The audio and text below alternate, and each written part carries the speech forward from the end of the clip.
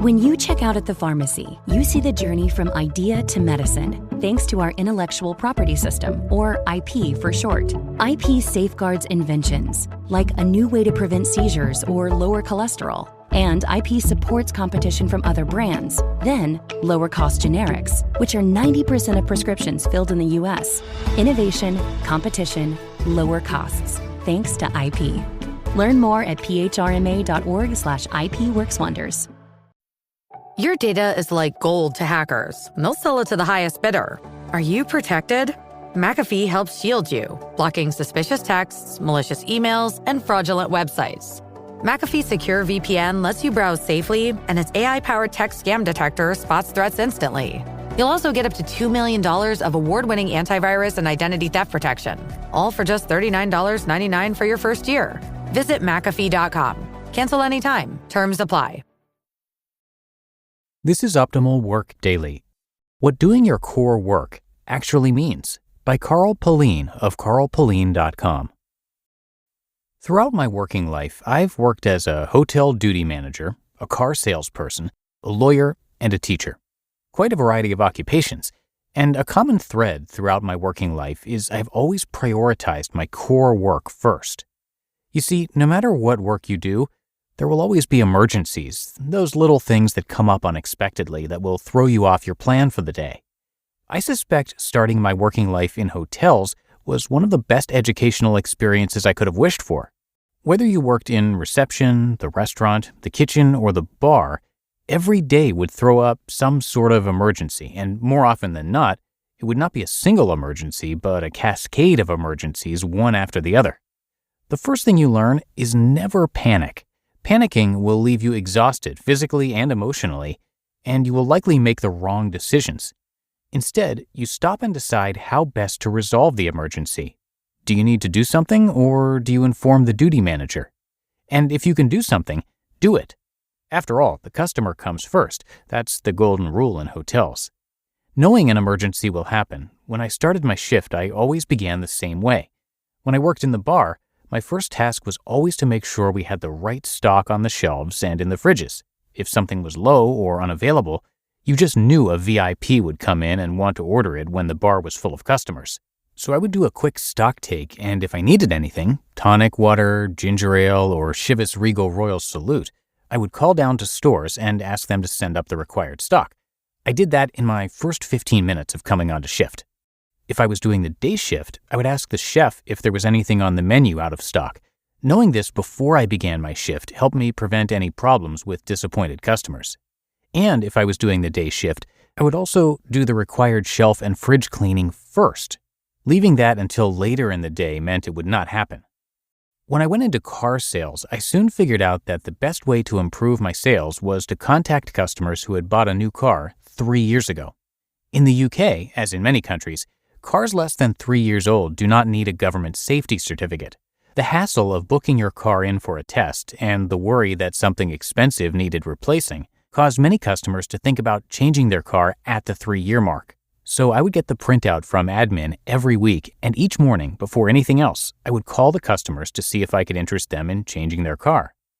Next up, part of a salesperson's job was to check the cars on the forecourt to make sure they were clean and had the right information in the windows. As this was part of my job, that's what I would do next.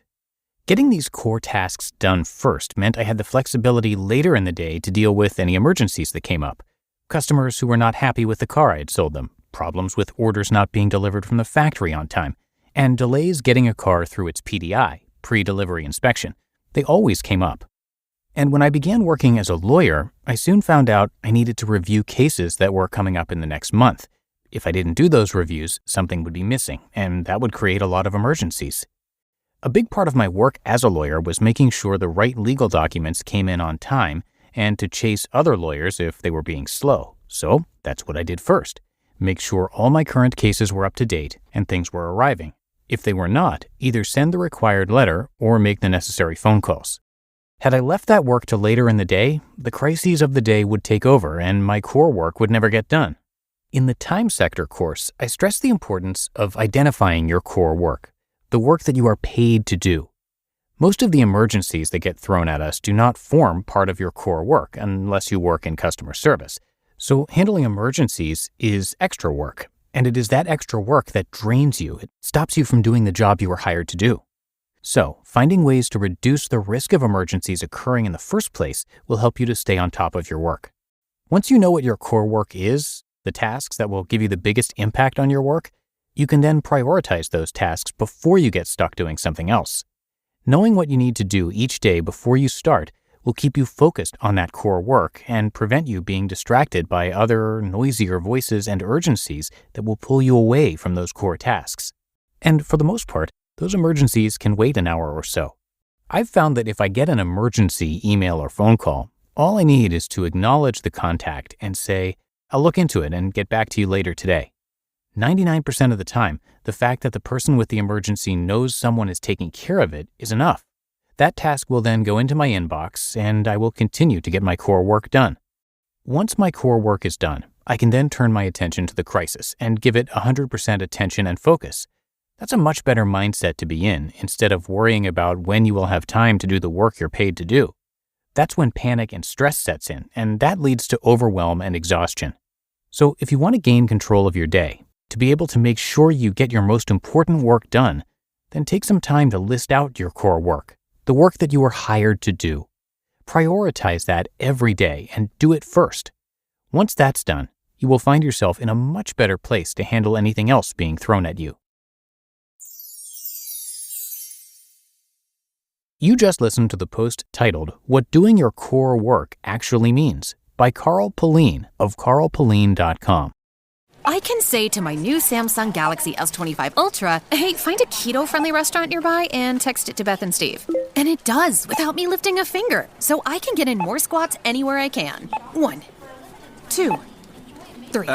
Will that be cash or credit? Credit. 4. Galaxy S25 Ultra, the AI companion that does the heavy lifting so you can do you. Get yours at Samsung.com. Compatible with select apps. Requires Google Gemini account. Results may vary based on input. Check responses for accuracy. Imagine what's possible when learning doesn't get in the way of life. At Capella University, our game-changing FlexPath learning format lets you set your own deadlines so you can learn at a time and pace that works for you. It's an education you can tailor to your schedule. That means you don't have to put your life on hold to pursue your professional goals. Instead, enjoy learning your way and earn your degree without missing a beat. A different future is closer than you think with Capella University. Learn more at capella.edu. And thanks to Carl, whose last name, by the way, is spelled P-U-L-L, Pull, E-I-N, Pullein. And I have his website linked in this episode's description for you. Now, Carl is a renowned productivity and time management coach, and he's helped thousands of people around the world get better at managing their time and become more productive using technology that they carry around with them every day. You can check out his podcast, which is called The Working With Podcast, and he's also written 3 books on productivity and time management, and he's got a couple courses too. They're called Time and Life Mastery and Your Digital Life. His purpose is to help people learn how to manage their time so they can enjoy their lives and build a life they're truly proud of. And be sure to come by carlpullein.com to show him some support. There you can see more about him, plus check out his podcast, his coaching, courses, webinars, books, downloads, you name it, he's got it. So again, that's carlpullein.com, and I have that linked in this episode's description. But that should do it for today. Hope you have a great rest of your day, and I will be back here tomorrow with you. So I'll see you there, where your optimal life awaits.